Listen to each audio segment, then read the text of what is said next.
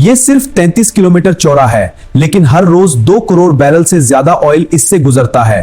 पूरी दुनिया की 20% ऑयल सप्लाई। दोस्तों, दुनिया का सबसे खतरनाक choke point, strait of Hormuz.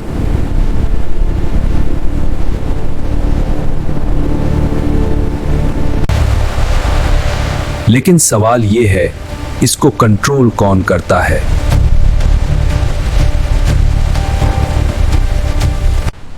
Iran ने इस स्ट्रेट को अपने कब्जे में कर लिया है, क्योंकि इसकी ज्योग्राफी ईरान के फायदे में है।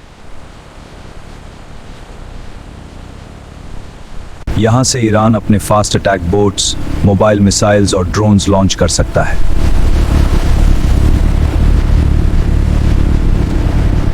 यहां से ईरान अपने fast attack boats, mobile missiles और ड्रोन्स लॉन्च कर सकता है। ईरान के पास 5000 से 6000 नेवल माइंस हैं जो टैंकर को एक ही झटके में तबाह कर सकते हैं। एंटी शिप मिसाइल्स कोस्ट से ही फायर किए जा सकते हैं जो बड़े ऑयल टैंकर्स को टारगेट करते हैं। सस्ता और पावरफुल ड्रोन्स जो महीनों तक शिपिंग को डिस्टर्ब कर सकते हैं।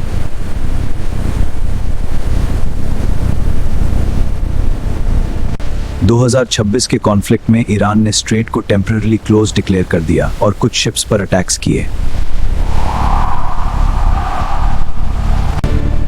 अमेरिका और दूसरे मुल्क इसको रीओपन करने की कोशिश कर रहे हैं, लेकिन ईरान अब भी स्ट्रॉन्ग पोजीशन में है।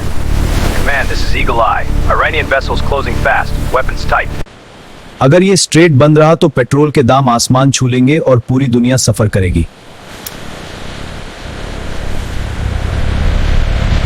ये छोटा सा पानी का रास्ता दुनिया की इकोनॉमी को हॉस्टेज बना सकता है। क्या ईरान हमेशा इस कंट्रोल को रख सकेगा?